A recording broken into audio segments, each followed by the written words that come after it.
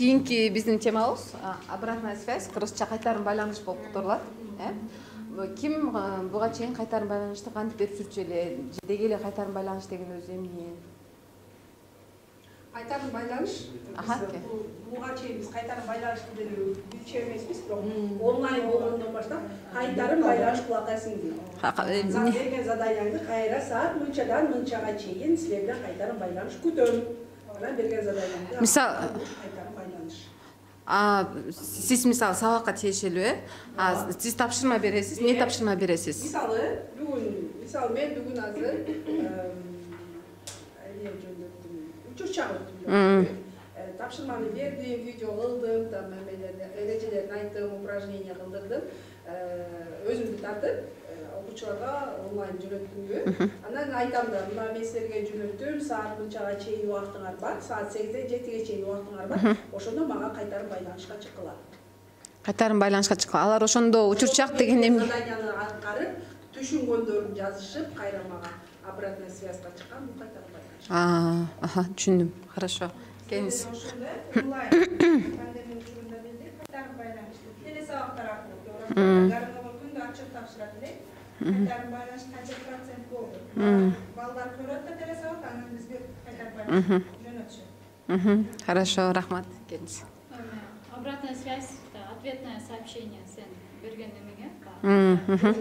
Жоопко. Не только онлайн сабак эмес, даже сабак өтүп бүткөндөн деле балдардан сурап атпайсызбы? Ошондо деле или үйдөн деле, например, жазап кое аласыңарбы? Хорошо, жазайбыз деп эмесе, ты уже знаешь, что тебе ответили на твой же вопрос. Ответили на тот же вопрос. Кеңиз, сиз?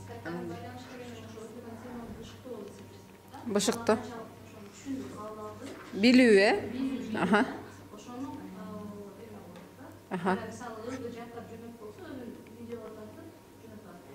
Хорошо. Эже сиз эмес. Мен онлайн сабак берген жокмун, ошондон азыр сиздер айтып атсаңыздар мага кайтарым байланыштын башка түрү жаңылык болду окшойт мен үчүн. Буга чейин мен англис тилинде фидбек деп коет, кайтарым байланыштын ошондой түшүнчүмүн. Анан консультативный. Сиз өзүңүз түшүнүгүңүз боюнча айтып берсеңиз, кайтарым байланыш сиз үчүн эмне? Кайтарым байланыш баягы мисалы үчүн кечээ күнү тренингди алсак, аягында комментарий жана эмне сунуштар деп ошол жерге бир флипчартка жаздык менче. Буну жактырдык, бул жакшы болду деп.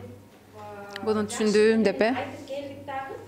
Анан аягында мисалы үчүн бир тилде болсо жакшы болмок деген сыяктуу, же болбосо инструкция жакшы берилбей атат, инструкцияны тактап берсеңиздер деп сурадык да. Мен үчүн ошол эми бирок баягы немеде любой конструктивный фидбекти бергенде башында позитивден алыш керек да. Мисалы үчүн тренингиңер аябай жагып атат, мен ушундан могул нерселерди алдым. Мисалы үчүн байлануу деген эмне экен, ошол жакшы нерсесин подчеркивать этип айтып туруп анан, бирок ошол эле учурда эмнени оңдош керек. Мисалы үчүн мен айтат элем, мен өзүмдүн атыман могул жерде орусчаны кайра кыргызчага которулуп атат да. Ушуну убакытты албай, кыргызча эле берсе, убактыбыздагы экономия чечилип калмак, баарыбызга да түшүнүктүү болмок деп ойлойм да. Анан бир чети кайра позитивке келсек, арабызда орус тилдүүлөр да бар экен, аларды да учитывать эткенбиз. Хорошо, рахмат. Сиз эже, анан бул жагы. Толугу менен соглашаться этем, конструктивная обратная связь деген, она обязательно должна быть конструктивная. Это не домашнее задание, это не получение домашнего. Это не опрос выполнения, это ошо домашнее задание кандай кылды деген немеге конструктивная связь, обратная связь. Чтобы ребенок, который выполнил задание, знал, сделал ли он это правильно, получил удовлетворение и ошол нерсени ал туура кабыл алып, анан ошол биз айткан конструктивный связьга туура мамиле жасап, оңдогонго аракет кылыш керек. Кылыш керек. Эми жана биздин өткөн. Сэндвичти өткөнбүз. Жана менен бизде желанияда өткөнбүз. Ошо биринчи жакшы жагын айтып, любой неге. Мисалы мугалимдер менен деле биз фидбек бергенде обязательно анализ берип неме кылып атканда баарын жакшы жагын айтып кетип туруп, анан аягында сунуш катары айтабыз го. Кичине мындай болуп калды ушунун. Ошо восприятие, правильное восприятие, правильный фидбек. Правильный фидбек. Хорошо, рахмат. Балабыз мисалы үчүн кызыбыз тамак жасаса, ошого беребиз да фидбекчи. Мен мисалы үчүн кызыма мындаймын да, тамагын сонуп туруп, бирок кичине тузу ачуураак болуп калды, экиде азыраак сал. Бул жерде Сүйүнүп сагалат да, анан макул эки кашык салып койгон деген.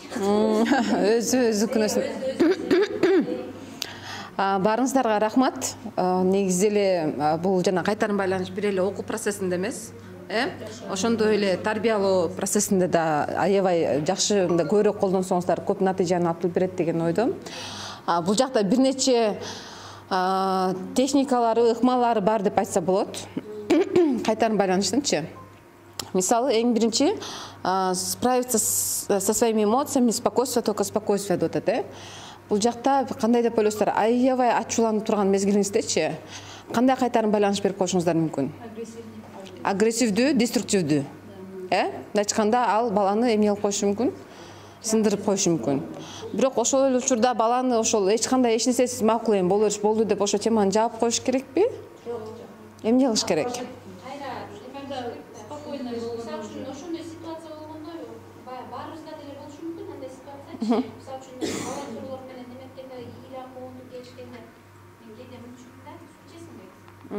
Депчи. Суу ичесиң десем, пожалуйста дейт да, суу алып келип берип койчумун да, мен суу алып келип берип ал ички чекти, кичине агрессиясы тарап калчу да.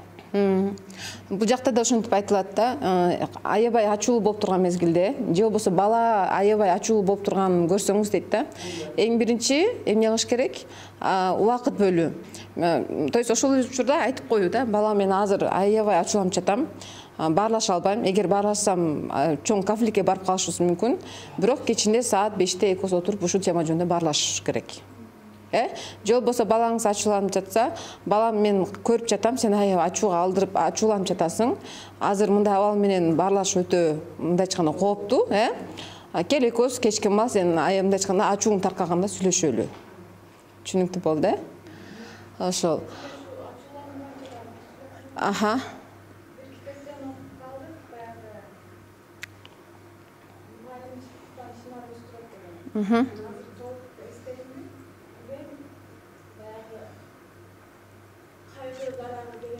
Жумуштан келгенде күйөөсү бир сууга ийгенде даракан түп коюп экен, анан кирет экен.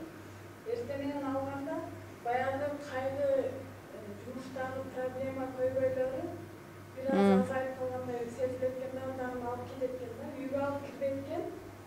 Анан баягы кайгы азайып калат экен да, ошол убакыттын ичинде. Ачуулануу дагы бир аз убакыт өткөндө бул эжеге айткандай Азая түшөт деп ойлойсуз. Рахмат. Андан кийинкиси сосредоточиться на важном. Эң негизги нерсеге эмне кылуу? Басым жасоо, көңүл буруу.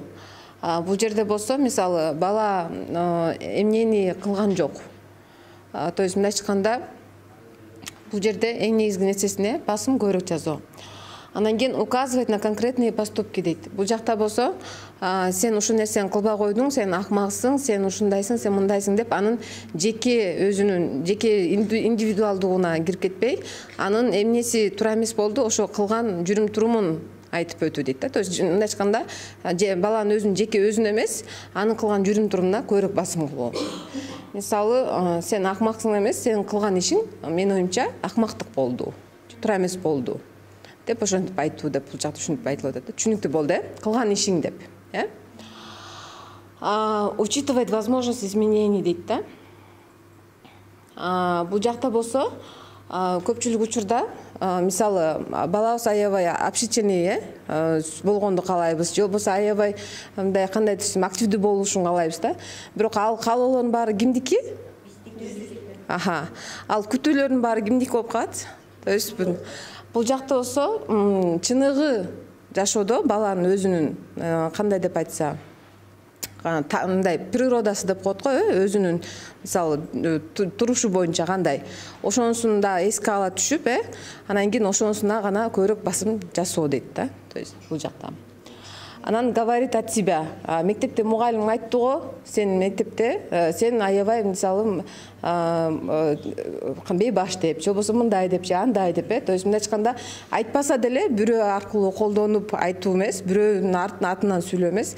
Мен ушундай нерсени байкадым, көрдүм деп, мындай айтканда өзүңүздүн атыңыздан айтуу деп айтылып атат да. И разговаривать наедине дейт. То есть мындай айтканда бирөөнүн көзүнчө эмес, жалгыз балаңыз жана өзүңүз болгондо кайтарым байланыш бергенде ошондо мындай айтканда жакшы эффективирөөк болот деп айтылат бул жакта. Анан выбрать время для беседы. То есть жана жогоруда айтып өткөндөй, азыр аябай абалыбыз оор болуп атат, кечинде саат 5-те сөзсүз түрдө сүйлөшөлү деп ошону айтуу. Ошол. Дагы кандайларды сунуш кыласыздар? Жана биринчи позитивден баштап, анан кийин аягында бир дагы өзүнүн туура эмес жүрүм турумун айтып өтүү. Дагы жакшыдан баштап. Выбрать время для беседы деген еще в том смысле нужно выбрать такое время, чтобы вашей беседе никто не мешал. Никто не мешал. Ага. Потому что если вдруг ушел для ребенка это очень важно же, и он ждет это время. И если вдруг, когда вы беседуете без конца, если ваш человек что-то на очень сильно отвлекает, и ребенка нужно сделать так, чтобы это было комфортно. Комфорт. Ага, хорошо. Дагы ким кандай кошумчалайт? Күйеулер бар го, начинают разговаривать за столом. Когда кушают, Когда кушают. еще желание пропадает любовь, и желание ребенка тоже Пропадает. Тамак ичкенге. Сен тамагың ичпей кетип калдың деп еще начинает. Ага. Поэтому да. Бул жакта жана сосредоточиться на важном деген ошо да, мисалы, сен мурунда буну кылбай койгонсуң, анан тигин да кылбай койгонсуң деп, то есть баардыгын айтып өтпөй, азыр конкретно учурда эмнени кылбай койгон, бир эле нерсени айтып, бир эле нерсеге басым жасоо дейт да. Ошол. Аха, кийинкиси сиздерге суроо. Акыркы жолу сиздерди ким мактады эле? Кайтарым байланыш эмес, бул мактоо. Мактоо менен кайтарым байланыштын айырмасын билебиз, Аха. Ким мактады эле? Именно бездевек. Сиздерди. Мени көчүрөсүң. Сизди кече макташты. Өзүңүздү кандай сездиңиз? Жакшы сездим. Аха. Жакшы. Мне было это приятно, правда, я не ожидала, но в хорошем смысле. Жакшы. Сиз? Азырдан кайтып семинарга келгенде эле жакшы досун коюп кеттирсиз, комментарий жазып. Акыркысы ошо болду. Өзүңүз кандай сездиңиз? Жакшы сездим. Жакшы. Сүйүндүңүз. Рахмат. Тоскор ойынын ойноп жүргөндө катышканда катышып ал жерде биздин команда биринчи месттен алып ошондо аябай көп уктум да. Уккан эмем аябай көп болду. Талас боюнча биринчи месттен алып көлгөмөгө Жолдомо. Азаматсыз, куттуктайбыз. Жакшы. Мактоодо өзүңүздүн кандай сезесиздер? Келиңиз эже. Аха. Отур.